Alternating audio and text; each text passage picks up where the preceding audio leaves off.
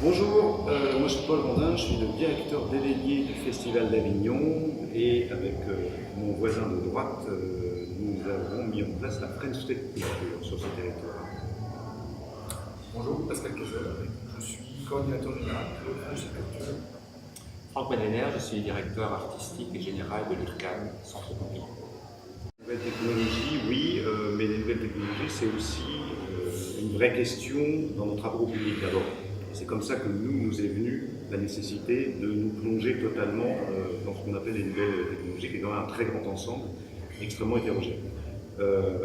L'idée, c'est que comment cette génération qui disparaît de nos radars, notamment les radars médiatiques et de communication, qui disparaissaient par rapport au public traditionnel, en tout cas du spectacle vivant, théâtre, danse, comme on en présente le Festival d'Avignon, plus de radio, plus de télé, plus de presse écrite. Et des réseaux et une autre manière, par agrégat, de s'informer sur ce qui se passe ou de ne pas s'informer. Donc le processus part de là.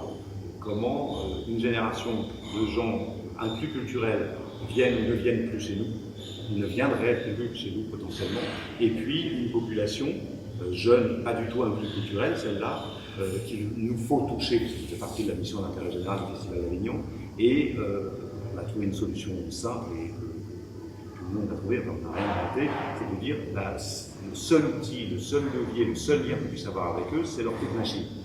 Donc, partant de là, on s'est mis à réfléchir là-dessus et ça a été beaucoup plus loin, c'est-à-dire que les champs se sont ouverts et de simples outils, d'une web TV avec des adolescents, on est passé à la 360, la VR, on est passé à un cube pour présenter la 360, c'est-à-dire tout d'un coup, c'est en effet devenu une expérience pour des spectateurs ou des non-spectateurs. Nous, au festival, ce qui nous intéresse, c'est vraiment d'arriver à se faire se croiser des publics différents qui, dans la découverte, le plaisir aussi, du déplacement, plutôt que de regarder, je ne sais pas, une démonstration de mode ou de motocross en 360, on se retrouvait au sein de la cour d'honneur pour regarder et écouter Cher Kaoui. Et pour terminer, ce nouveau champ-là, qui est un champ de production, qui modifie les habitudes des producteurs audiovisuels, des réalisateurs, mais aussi des artistes, puisqu'on ne leur demande plus la même chose. On leur dit plus juste ah oui, tiens, on va capter ton spectacle. On leur dit il va falloir filmer autrement et il va falloir produire autre chose. Ça devient passionnant parce que ça remet tout le monde dans un processus de création, de co-création qui est vraiment différent, qui déplace les gens. Et puis après, encore plus loin, mais je laisserai Franck en parler, ça nous amène à avoir envie d'explorer ce que font les autres, comme l'IRCAM. Je compléterai peut-être ce que Paul vient de dire, qui décrit, je pense, un peu le processus qu'on vit depuis 3 ou 4 ans ici à Avignon. Moi, ce qui m'intéresse à la fois pour le public, le non-public, c'est-à-dire les gens qui ne vont pas nécessairement pour l'instant voir certains types de projets, les artistes, et aussi les gens qui sont plutôt de la sphère technologique, qui développent ces nouveaux outils de renseignement, c'est la conquête des imaginaires. C'est comment on peut aller vers de nouveaux imaginaires, de nouvelles formes de contenu. Et c'est vrai que les outils numériques nous permettent d'aller vers de nouveaux imaginaires, vers de nouveaux types de création. C'est extrêmement motivant, comme le disait Paul, d'arriver avec ces nouveaux outils. Et moi, ce qui m'intéresse aussi, c'est un combat européen. Aujourd'hui, on est dans une journée européenne, et voilà, je milite vraiment pour que ce soit au niveau des outils, mais aussi de la création de contenu, qu'on puisse, en tant qu'Européens, être maître de nos imaginaires, de notre créativité, et je pense que c'est vraiment un enjeu assez sociétal, assez fondamental, à la fois pour les publics et les créateurs.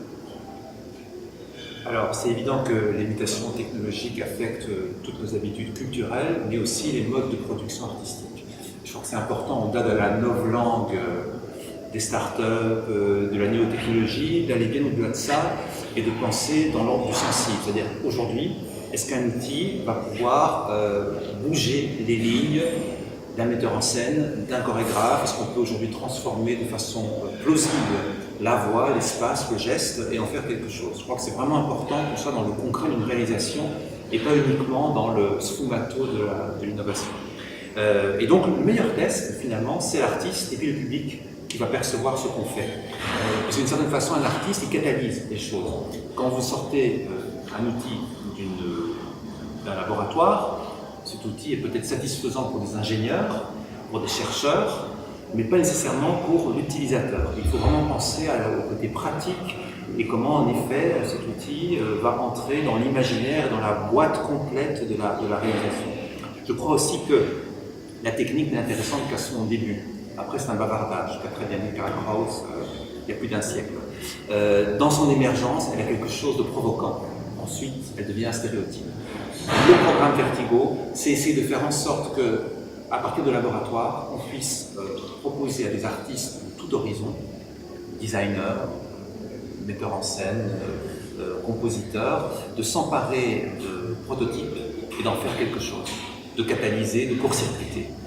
L'histoire du cinéma, c'est l'histoire des techniques du cinéma. On voit très bien que la plus grande invention au cinéma, c'était à l'émergence du cinéma. Et il faut peut-être penser que dans le théâtre aujourd'hui, dans la musique, dans le domaine du spectacle vivant du XXIe siècle, l'émergence des outils vont provoquer, vont stimuler des artistes qui vont peut-être leur faire un enfant dans le dos, ce qui est la meilleure des choses.